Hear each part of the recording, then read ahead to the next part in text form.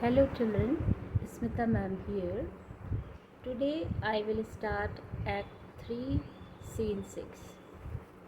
Okay, so just take out your book and read what I am reading so that you can understand in a better manner. So, what is there in this scene? This scene is called a chorus scene. तो coarse scene क्या होता है? इसमें जो minor character होते हैं, जो बड़े कैरेक्टर नहीं होते हैं, छोटे कैरेक्टर होते हैं, वो आपस में बात करते हैं जिससे कि ऑडियंस को समझ में आ जाता है कि आगे क्या होने वाला है या क्या चल रहा है। ठीक है, तो यहाँ पे जो माइनर कैरेक्टर है वो लेनॉक्स है और एक लॉर्ड है जिसका कि नाम हमें पता नहीं है। ठीक है, तो चलो देखते हैं। Let us see. I will explain line by line so that you can understand. Okay, so first Lennox. My former speeches have but hit your thoughts which can interpret further. देखो, जैसे हम पढ़ते हैं, कोई लाइन हम start करते हैं और कहाँ पे एंड कर देते हैं, तो वैसे ही पढ़ोगे तो मीनिंग एकदम आराम से क्लियर हो जाएगी। तो लेनॉक्स क्या बोलता है? My former speeches, what I said before, hit your thoughts, मतलब what I said before is the same as it is in your thought, मतलब आप भी वही सोच रहे हैं जो मैंने अभी बोला। ठीक है, विच कैन इंटरप्रेट फर्दर। अब इसको हम इंटरप्रेट कर सकते हैं आगे, मतलब अपनी बात को हम इंटरप्रेट कर सकते हैं और कंक्लूजन ड्रॉ कर सकते हैं। फिर बोलता है लेनॉक्स, बोलता है only I say things have been strangely borne. मैंने कुछ नहीं कहा, मैंने सिर्फ ये कहा है कि जो भी चीज़ें हुई हैं उनको बहुत ही स्ट्रेंजली मैनेज किया गया है। मतलब रिसेंट पास्ट में जो भी इवेंट हुए, बैड इवेंट हुए, उनको बहुत ही स्ट्रेंज तरीके से मैनेज किया है। किसने? मैकबेथ ने। ठीक है, अब क्या क्या चीज़ें हुई हैं? The gracious Duncan was pitied of Macbeth marry, he was dead.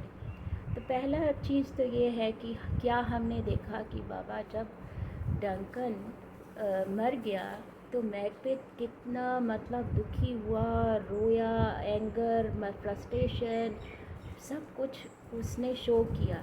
लेकिन कब शो किया? जब मैकबेथ मर गया था।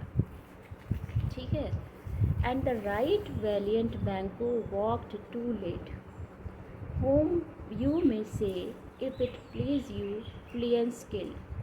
Why? Fleance fled.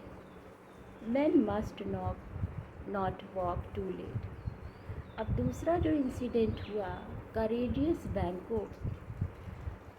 बैंको को किसी ने मार दिया। क्यों मारा? रीज़न क्या था? ही वॉकड टू लेट, वो वॉकिंग कर रहा था नाइट में, मतलब काफ़ी लेट नाइट तक वॉक किया। ठीक है, तो किसी ने मार दिया होगा। और दूसरी बात कोई ये भी कह सकता है कि फ्लियंस ने उसको मार दिया, अपने फादर को। क्यों मार दिया? क्योंकि फ्लियंस भाग गया।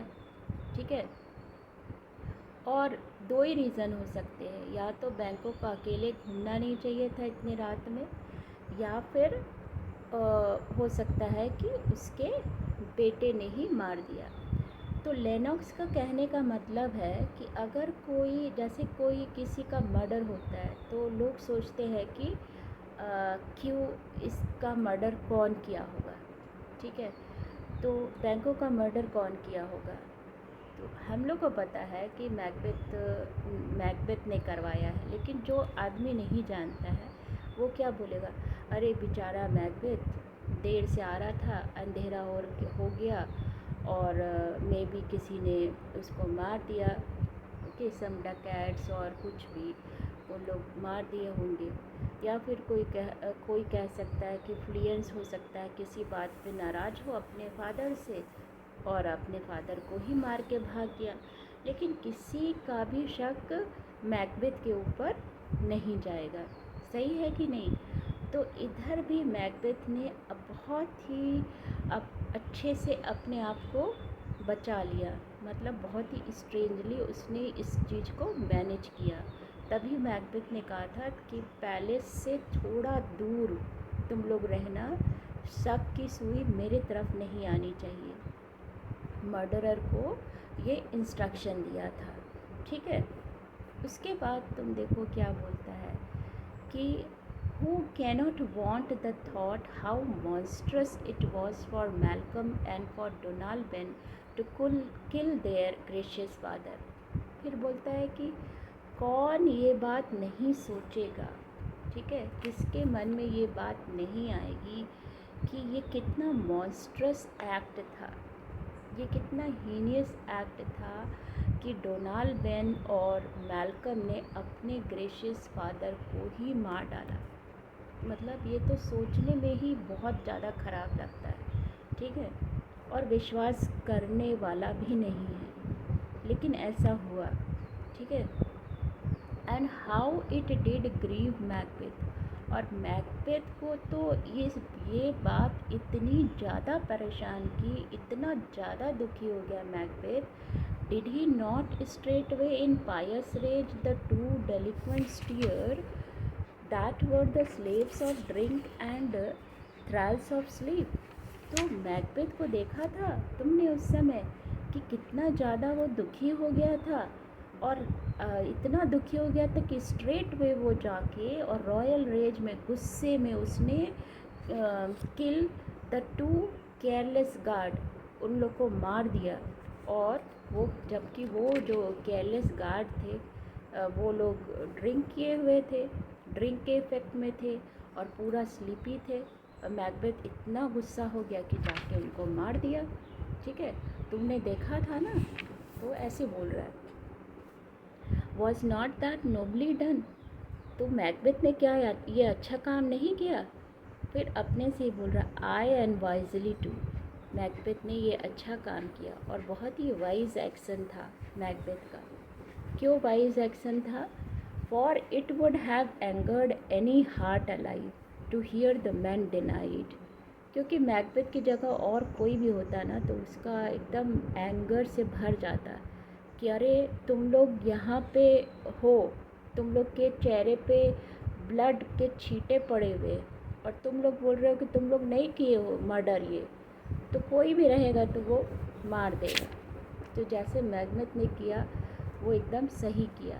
एक्चुअली लेनक्स कहना चाहता है कि मैकबेथ ने गलत किया, पर वो आयरनी बोल रहा है, मतलब उल्टा बोल रहा है कि मैकबेथ ने सही किया, ठीक है।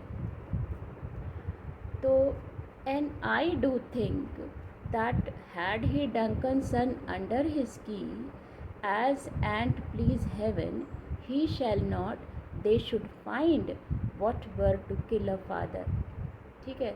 फिर बोलता है कि और मुझे लगता है कि अगर if he had got hold of Duncan son, अगर उस समय डंकन के जो दोनों सन हैं मैकबेथ के हाथ में आ गए होते। फिर बोलता है कि थैंक्स हेवन वो लोग नहीं आए, लेकिन अगर आ गए होते तब उनको अच्छे से पता चल जाता कि फ़ादर को किल करने का पनिशमेंट क्या है। मतलब क्या कहना चाहता है लेनॉक्स कि अगर डंकन के सन भागे नहीं होते, वो लोग यहीं रह जाते, तो मैकबेथ उन लोगों को भी मरवा देता। लेकिन अभी तो क्या है, वो लोग भाग गए तो सारा ब्लेम उन लोग के ऊपर चला गया कि वो लोग अपने फादर को मारे और भाग गए, ठीक है। फिर उसके बाद बोलता है कि तो ये जैसा उन लोग के ऊपर ब्लेम लगा कि उन लोग अपने फादर को मारे और भाग गए, सो शुड फ्लुएंस। तो फ्लुएंस के बारे में भी लोग यही बोलेंगे कि बैंको का अपने फादर का मर्डर करके भाग गया।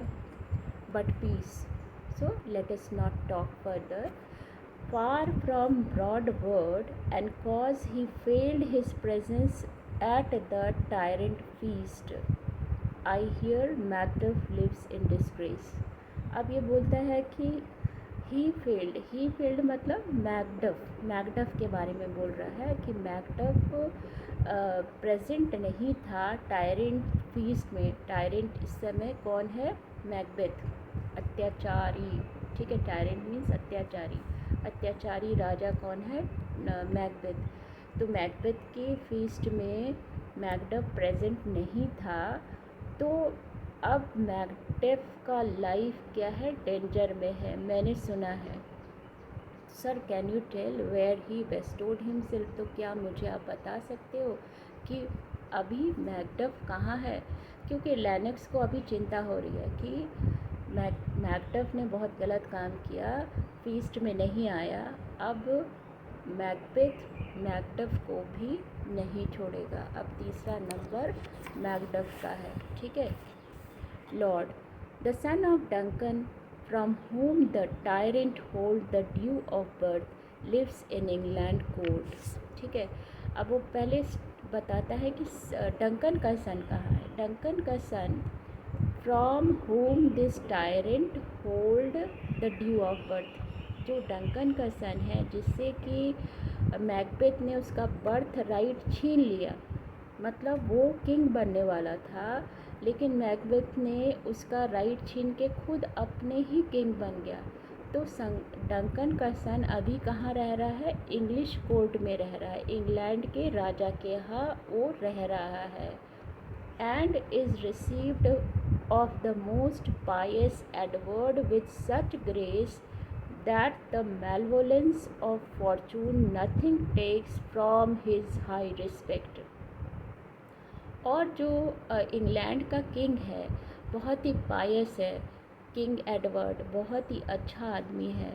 तो उसने जो है कैसे रिसीव किया है डंकन के सन को? बहुत ग्रेसफुली रिसीव किया है और उसको एक हाई रिस्पेक्ट दिया है। मैलवोलेंस ऑफ फॉर्चून मतलब होता है क्रूएलिटी ऑफ फॉर्चून, मतलब कि जो मैल्कम है डंकन का सन है उसके दिन अच्छे नहीं चल रहे हैं अभी। तो ऐसा नहीं है, ऐसा बोला जाता है जैसे कि जब आपके दिन अच्छे नहीं होते तो कोई भी आपके साथ अच्छा नहीं करता, लेकिन ऐसा मैल्कम के साथ नहीं है। उसके बुरे दिन चल रहे हैं लेकिन किंग एडवर्ड ने उसे हाई रिस्पेक्ट दिया है। ठीक है। Thither Macduff is gone to pray the holy king, और वहीं किंग एडवर्ड के पास मैकडफ जा रहा है उनसे प्रे करने के लिए। क्या प्रे करने के लिए? Upon his aid to wake Northumberland and warlike Siward. क्या प्रे करने जा रहा है? कि किंग अपना हेल्प दे नॉर्थम्बरलैंड को और वारलाइक सीवार्ड ये लोग मतलब ग्रेट वॉरियर है, इन लोग को हेल्प करे किंग और ख़ुद भी हेल्प करे। ठीक है।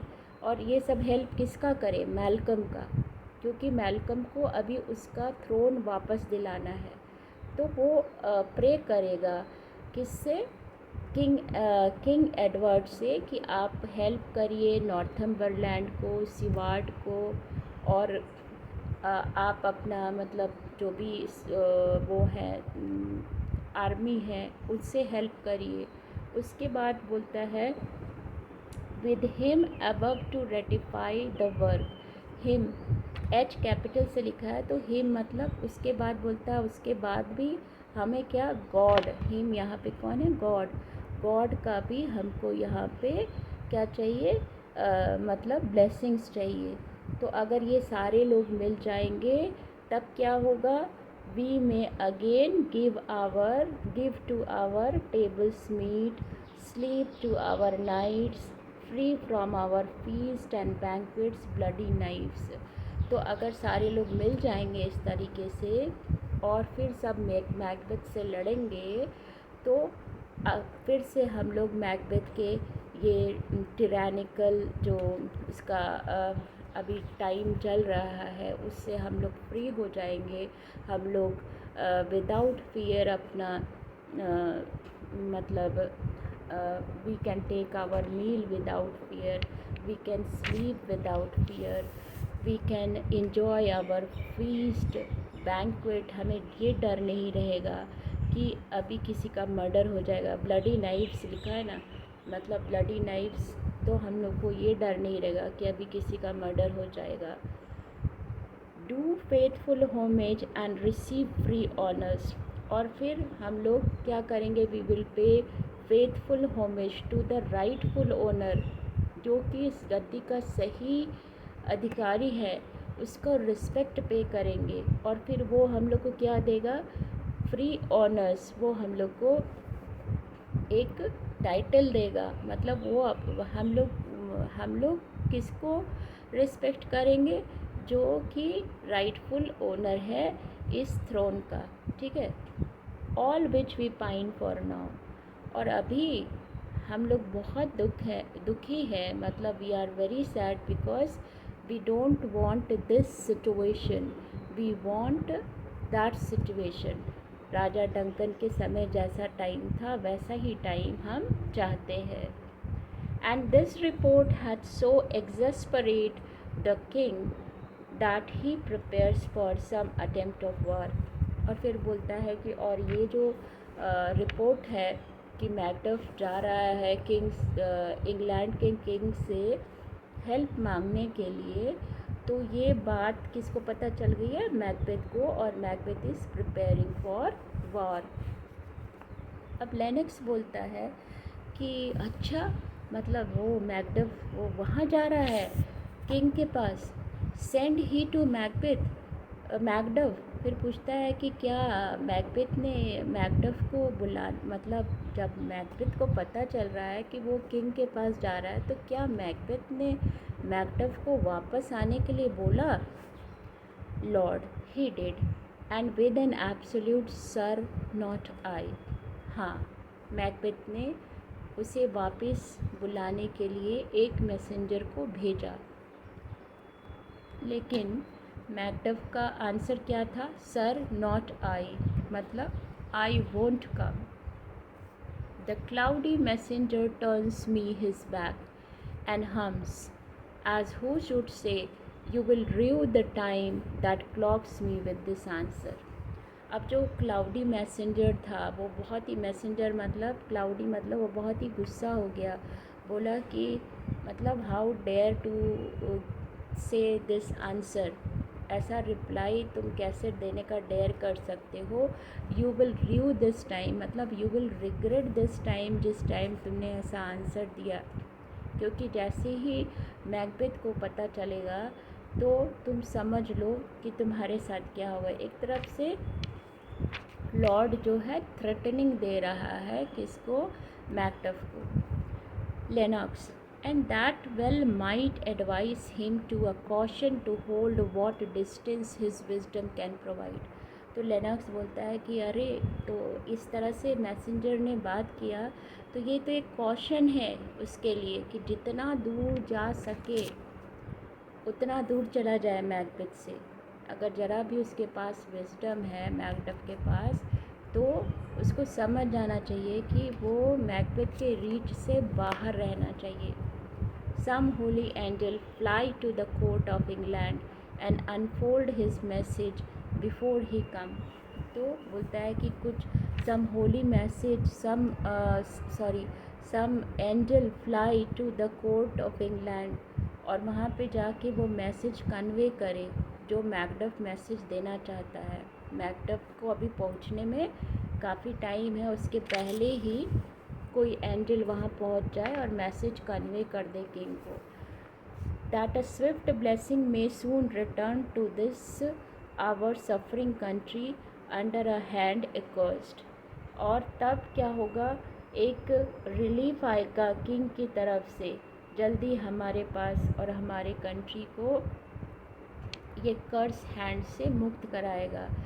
और मतलब that will soon free our country that is suffering under a curse hand. उसके बाद लॉर्ड बोलता है, I will send my prayers with him. I am just sending my prayer for Macduff's success. and here the scene is over. So and act also is finished, and next video I will come with the explanation of act 4 scene 1. By that time, goodbye, farewell, अच्छे से रहो.